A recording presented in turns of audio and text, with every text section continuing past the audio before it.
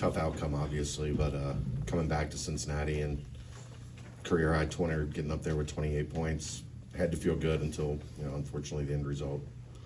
Yeah, I mean, it's been an up and down year for me personally shooting, so obviously it felt good to make some shots, but I mean, yeah, like you said, not the outcome we wanted. Was it just legs kind of getting heavy at the end of the game where you missed some there in the final segment? I think I just, I should have just gotten downhill. I think I started to settle a little bit.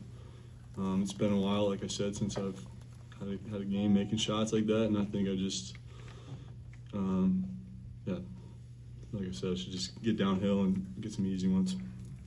You said after the game in Utah that it'll be weird being back here. When you walked back from the arena for warm-ups, did it feel as weird as you expected, or was it kind of normal? I mean, it was definitely weird. I never seen fifth third with people in it, so that was definitely cool to see. And I mean, I have a lot of memories here just because it was the last place I was before Utah, so I was definitely excited to come back and just kind of see it. It almost felt like a fever dream when I was here. It's such a short time, but it was cool to see.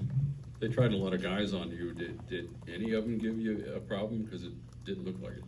I mean, they tried switching some stuff up.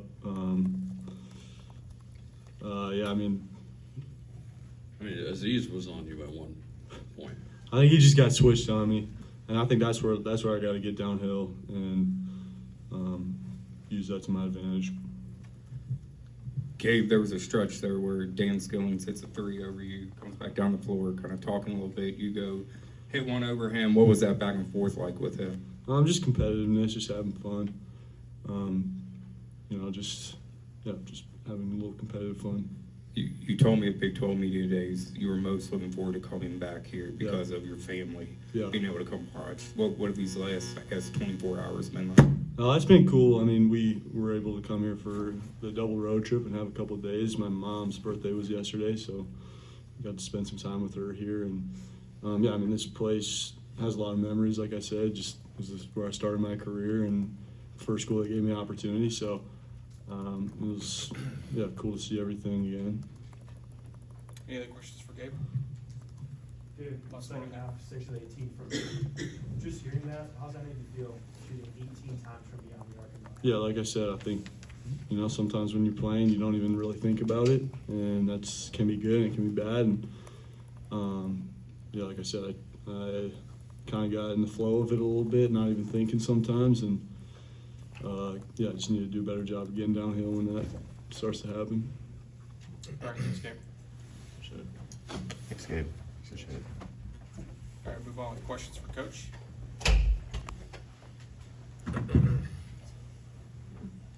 We done? Coach Jizzle James, 25 points, 10 for 15 shooting. From your viewpoint, what was he doing that was working so well for him? Everything. He's he's a really talented guy. We recruited him some out of high school, and then it became clear we weren't going to get him. And he's a dynamic player.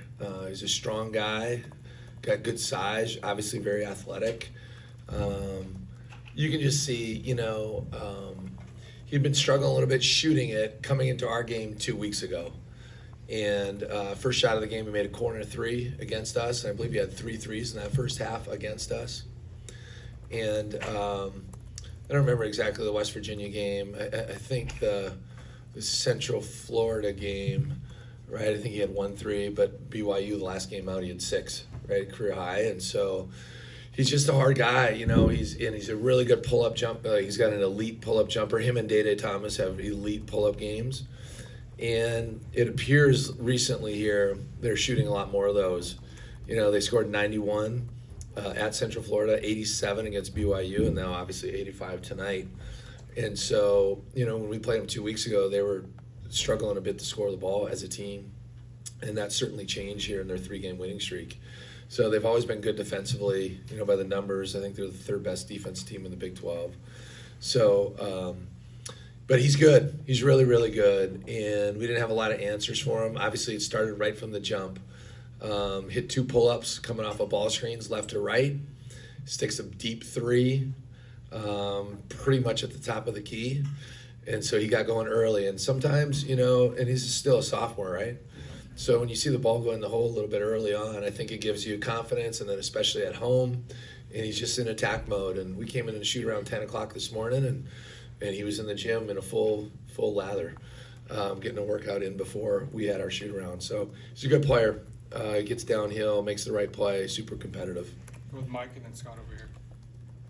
Okay, Coach, obviously after the first 5 or 6 teams in the conference, you guys are bunched up together. I'm curious from your perspective, the margin of error, the difference between these teams, pretty tight? Oh my gosh. Yeah, I mean, look at tonight. It's just, 72-72 after the last media. And you can, in our wins, we've defended, we've held teams under a point of possession. We made a lot of plays late in the game. And, West Virginia, it's tight and just a couple, it's just a couple plays here and there. And then you got to kind of press a little bit, and credit to them. It's interesting. It was a very different game than at our place, but we really owned the glass. We really owned the paint, at their play. Now we turned it over 19 times, and it looked like we might be on pace for that after the first 3 minutes of the game. But after that, I think we had 6 turnovers last 37 minutes. So we really self-corrected that, but we got hurt on the glass. And 72-72, we forced them to miss a shot. They chase down a rebound, get a layup. Right? We come down, I think we missed a 3. They come down, we force a miss, long rebound, they chase it down, and I believe they make a 3 right at the buzzer. We have an unforced turnover, and we foul. They make both free throws, and I think we miss another 3, and they get the alley-oop. So you got to be able to finish games. You got to be able to finish possessions. You got to be able to finish games. The margin for error in this league, it's very minimal, and can you make that play, right? Can you make those couple plays? And we got to get some better playmaking. You know what I mean? Just that when the plays goes down, and that's what Day Thomas and Jizzle James does for them. Like when a play kind of breaks down, they can go make a play, and we got to get better at doing that consistently. And Gabe had a great game. Obviously late. We maybe settled for a couple of those instead of turning the corner, getting to the rim. At the end of the day, it's hard to win on the road, period.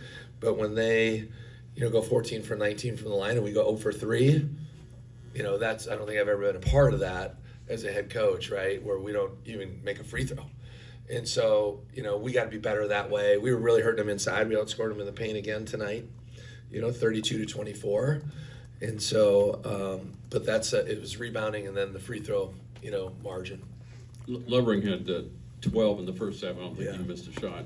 What happened in the second half held to 2? Yeah, I mean, our guys did a good job finding him on some pick and roll stuff. I don't think he got a lot of those on pick and roll. It wasn't really back to the basket, types of things. And then he's really good at playing off of handoffs and, you get 2 guys going to Gabe or 2 guys going to whatever, and he's good at faking it. And he had a couple dunks where he was just walking down the highway, so to speak, and they trapped some ball screens. We're good at finding him in the mid, off that little short roll to make some things happen. And obviously, it'd been nice to get him the ball a little bit more there. That's what makes it hard with his pick and roll coverage, what he does. There's some yin and yang. You're giving up something, getting other things. But certainly, we probably should have attacked the paint a bit more with him and with Ezra. Any questions for Coach? Nope. Thanks, Coach. All right, thank you guys.